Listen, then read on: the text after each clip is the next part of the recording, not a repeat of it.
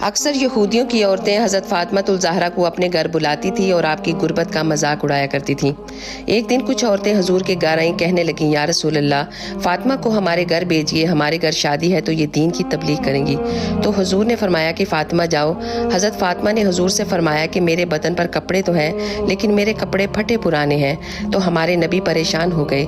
تو حضرت فاطمہ نے جب حضور کو پریشان دیکھا تو اللہ سبحانہ و تعالیٰ سے دعا کی کہ یا اللہ، وہاں پر تو یہودیوں کی عورتیں بھی آئی ہوں گی جو مجھے ان کپڑوں میں دیکھ کر میرے دین کا مذاق اڑائیں گی۔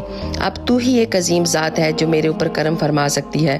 حضرت فاطمہ فرماتی ہیں، اتنے میں حضور اندر آئے اور کہا، فاطمہ تو نے ایسا کیا کیا ہے کہ ابھی ابھی جبرائیل علیہ السلام جنت سے تمہارے لیے جوڑا لے کر آئے ہیں اور وہ جوڑا اللہ سبحانہ و تعالیٰ نے خود تمہارے لیے بھجوایا ہے۔